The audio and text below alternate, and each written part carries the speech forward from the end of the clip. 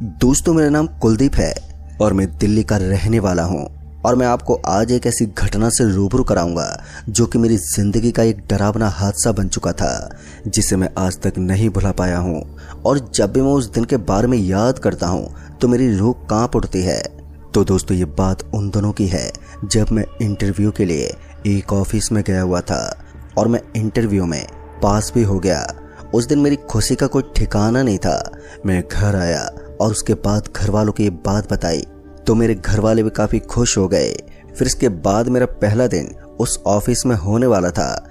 फिर अगले दिन मैं सुबह सुबह उठा और रेडी होने के बाद सीधा घर से निकल पड़ा ऑफिस के लिए।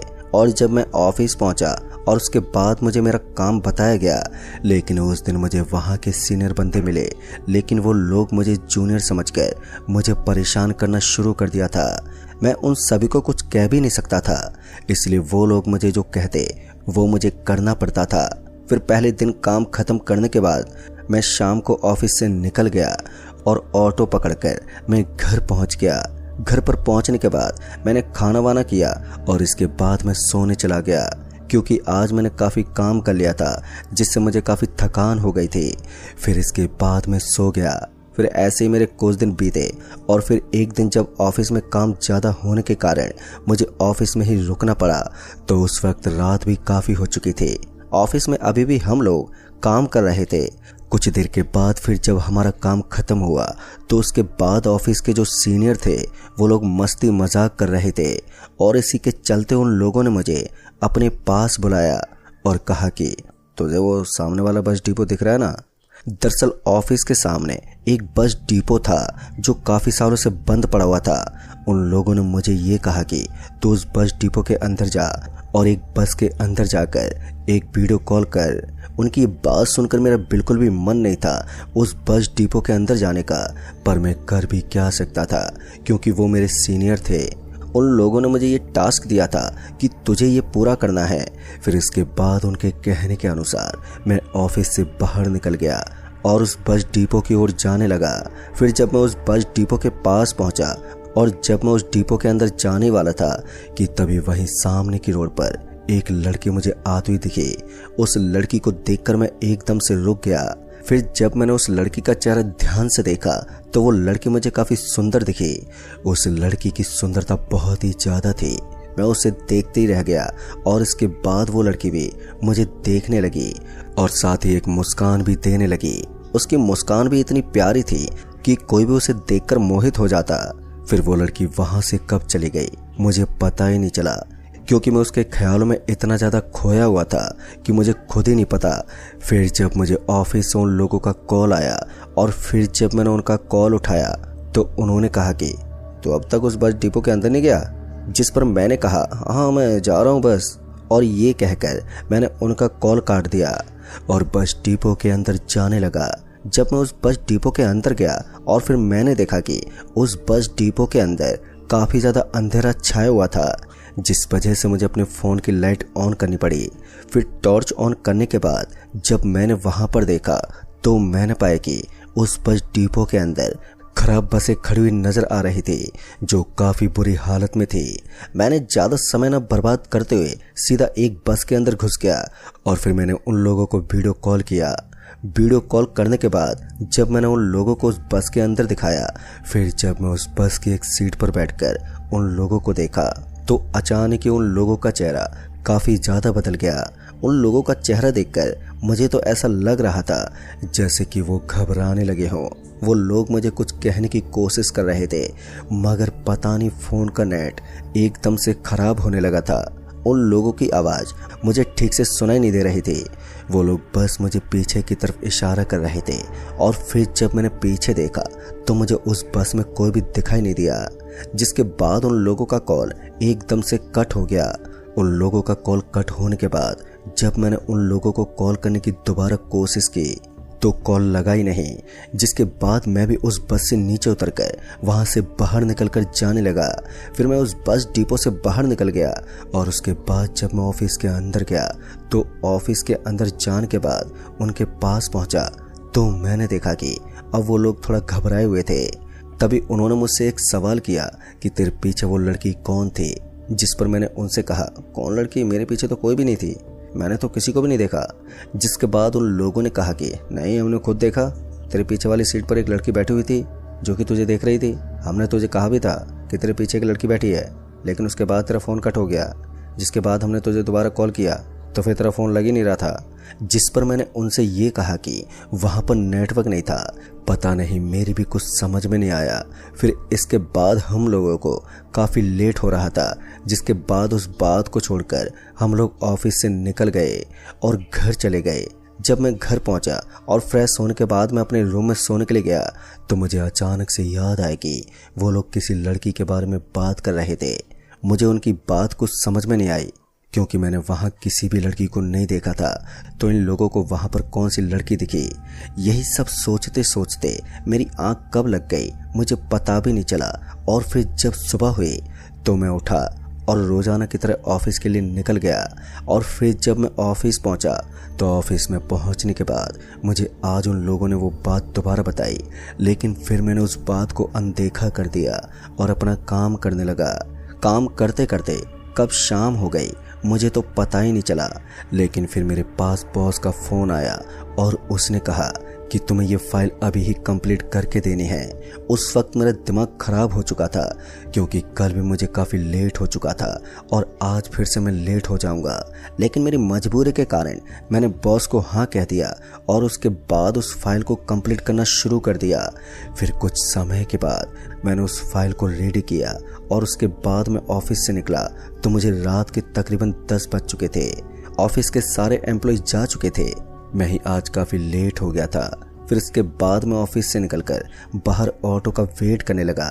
मैं अभी उसी बस डिपो के सामने खड़ा हुआ था, किसी ऑटो के आने का इंतज़ार कर रहा था, पर मुझे अभी भी कोई ऑटो वाला दिखाई नहीं दे रहा था। मैं अभी इंतज़ार ही कर रहा था कि तभी मुझे सामने की ओर एक लड़की और उसके साथ एक लड़का आता हुआ दिखाई दिया।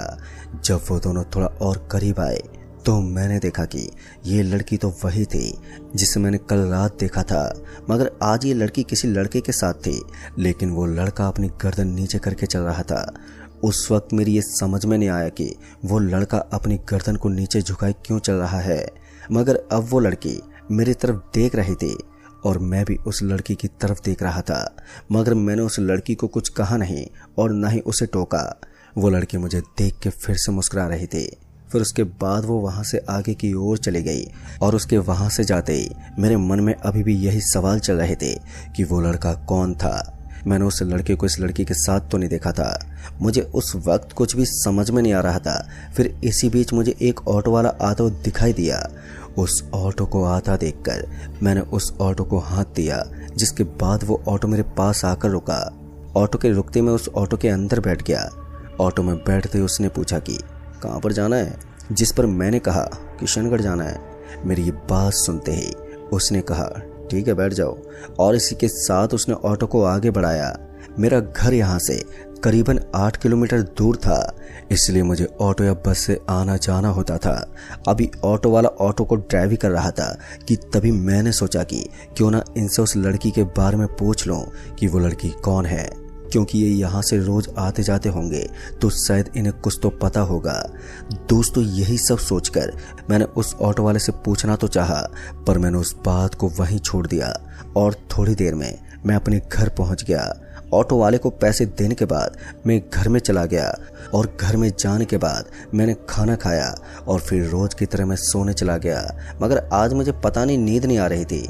मैं उस लड़की के बारे में सोच ही जा रहा था और इसके चलते कब मुझे नींद आ गई मुझे पता ही नहीं चला। फिर जब अचानक ही रात को मेरी आँख खुली तो मैंने देखा कि उस समय रात के तकरीबन 1:30 बज रहे थे और आँख के खुलते ही मैंने जब अपने रूम की खिड़की को देखा तो मुझे अपनी खिड़की खुली हुई दिखी। खिड़की को खुला देखकर मुझे समझ में नहीं आया कि खिड़की खुली कैसे। सोने से पहले मैंने खिड़की को बंद किया था। दरअसल उस वक्त ठंड का महीना चल रहा था, इसलिए मैंने खिड़की को बंद कर दिया था ताकि मुझे ठंड ना लगे। तो फिर ये खिड़की खुली कैसे? अभी मैं उस खिड़की की तरफ देख ही रहा था कि तभी मुझे खिड़की से एक ठंडी हवा अंदर आई। जिसके कारण मुझे ठंड लगने लगी थी। पता नहीं उस वक्त मेरा रूम अब मुझे कुछ ज़्यादा ही ठंडा महसूस होने लगा था। इसके बाद मैं बेड से उठा और उस खिड़की को बंद करने के लिए उसके पास गया। और जैसे मैं उस खिड़की के पास पहुंचा और फिर जब मैंने उस खिड़की से बाहर देखा तो उसे देखकर मेरी आंखें फटी की फटी रह गई। दरअसल मैंने देखा कि वही लड़की अब मेरे घर के बाहर खड़ी हुई है और साथ ही अब उसका चेहरा डरावना बन चुका था। उस लड़की को देखकर अब मैं बहुत ही घबराने लगा था। मेरे तो उस समय कुछ भी समझ में नहीं आ रहा था कि मैं करूँ तो करूँ क्या। फिर इसके बाद मैंने अपनी खिड़की को जल्दी से बंद कर दिया और सीधा अपने बेड पर जाकर लेट गया और चादर को ओढ़ लिया, क्योंकि उस वक्त मुझे बहुत ही डर लगने लगा था। लेकिन इसके बाद मुझे फिर से खिड़की के खुलने की आवाज़ आई, जिसके बाद मैंने अपने ऊपर से चादर हटाकर देखा तो अब मेरे डर की कोई सीमा नहीं थी, क्योंकि वो लड़की अब खिड़की के बाहर खड़ी होकर मुझे देख रही थी और साथ ही एक डरावनी मुस्कान भी दे रही थी, जिससे ये साफ जाहिर हो रहा था कि आज मुझे ये नहीं छोड़ेंगे। उस वक्त मैं इतना ज़्यादा डर चुका था कि मैंने अपनी मम्मी को काफ़ी आवाज़ लगाने की कोशिश की, मगर मेरे मुंह से एक भी शब्द बाहर नहीं निकल पा रहा था। ऐसा लग रहा था कि मेरे गले से आवाज़ बाहर आ ही नहीं रही थी। अब वो लड़की उस खिड़की से अंदर आने लगी और अब वो मेरे सामने खड़ी हो गई और इसके बाद अब उस लड़की ने मेरे ऊपर से चादर को हटाकर फेंक दिया और वो मेरे और भी करीब आने लगी, जिसके बाद मैं डर के मारे वहीं पर बेहोश हो गया। और फिर मेरी आंख तब खुली जब मम्मी मुझे जगा रही थी। फिर मैं उठा तो मम्मी ने कहा कि क्या हुआ तुझे, तू सोते वक्त चिल्ला क्यों रहा था। तब जाकर मुझे समझ में आया कि मैं एक बुरा सपना देख रहा था। फिर मैंने भी मम्मी को ये कह दिया कि मैंने एक बुरा सपना देखा था, इसलिए मैं चिल्लाया। और फिर मैं सीधा फ्रेश होने चला गया और फ्रेश होने के बाद मैं ऑफिस के लिए निकल गया। ऑफिस पहुंचने के बाद मैंने वहां अपने सीनियर से पूछा कि उस लड़की ने लाल कपड़े पहने हुए थे, जिस पर उन्होंने मुझे हाँ कहा। तो मैं तभी समझ गया कि ये वही लड़की थी। फिर इसके बाद मैं आज फिर से काम के चक्कर में लेट हो गया और फिर काम खत्म करने के बाद मैं ऑफिस से निकल गया। मैं अभी ऑटो का इंतजार ही कर रहा था कि तभी आज वही लड़की दो लड़कों के साथ मुझे सामने से आती हुई नजर आई। और उस लड़की को आज फिर से देखकर मैं थोड़ा घबराने लगा था, क्योंकि ये लड़की आज मेरे सपने में आई थी, मगर उस लड़की के साथ दो लड़के भी थे और वो दोनों लड़के भी उसी कल वाले लड़के की तरह अपनी गर्दन को नीचे झुकाए हुए थे। अब मेरे मन में ये सवाल उठ रहा था कि ये लड़के अपनी गर्दन को नीचे झुकाए क्यों चल रहे थे और रोज ये लड़की इन लड़कों को कहाँ ले जाती है। बस यही सब सवाल मेरे मन में चल रहे थे। और फिर मैंने सोचा कि क्यों ना आज इस लड़की से पूछ ही लेता हूँ, क्योंकि वो लड़की अभी मेरी तरफ देख ही रही थी, मगर मुझे डर भी लग रहा था कि उस सपने की तरह ये वही ना बन जाए। लेकिन फिर मैंने हिम्मत की और जैसे उस लड़की के पास जाने लगा कि तभी मुझे सामने से एक ऑटो आता हुआ दिखाई दिया, जो कि मुझे हॉर्न मार रहा था। उस ऑटो को देखकर मैं वहीं रुक गया और जब वो ऑटो मेरे पास आकर रुकी तो उस ऑटो वाले ने मुझसे कहा कि तुम जल्दी ऑटो के अंदर बैठो। और जैसे उसने ये कहा तो मैं उसी वक्त ऑटो के अंदर बैठ गया और ऑटो में बैठने के बाद उसने ऑटो को तेजी से आगे बढ़ाया। फिर मैंने उस ऑटो वाले से पूछा भी, क्या हुआ भाई, क्या हुआ, आप उस लड़की को जानते हो क्या। मेरे ये कहते उस ऑटो वाले ने बताया कि वो लड़की कोई आम लड़की नहीं है, वो लड़की एक चुड़ैल है। अगर कोई भी उसे टोक देता है तो वो उसे अपने वश में करके जान से मार देती है। कहते हैं कि ये बात तब की है जब ये बस डिपो किसी कारण बंद कर दिया गया था, जिसके बाद इस बस अड्डे पर कोई नहीं जाता था। लेकिन एक दिन जब ये लड़की वहां से अकेले अपने घर की ओर जा रही थी तो वहीं उस बस अड्डे के पास उसे कुछ लड़के खड़े दिखे और वो लड़के उस लड़की को गंदी नजरों से देख रहे थे। ये लड़की उस वक्त डर चुकी थी कि कहीं वो लड़के इसे कुछ कर ना दे, इसलिए उसने अपने कदम तेज कर दिए और वो लड़के भी नशेड़ी थे और साथ ही वो गुंडे उस लड़की को देखकर उसके पास जाने लगे। उस लड़की ने इन लोगों को अपने पास आता देखकर वहां से तेजी से भागना शुरू कर दिया, पर उस लड़की की किस्मत बहुत ही खराब थी। उन लोगों ने उसे पकड़ लिया और उसे वहीं बंद पड़े बस डिपो के अंदर ले गए और उस लड़की के साथ गलत काम कर दिया और उसके साथ उन लोगों ने उसे वहीं जलाकर मार दिया। फिर उसके बाद वो लोग वहां से चले गए, मगर कुछ महीनों के बाद वो लड़की लोगों को नजर आने लगी और जिसने भी उस लड़की को टोका या उसे छेड़ा तो वो लड़की उसे मार देती है।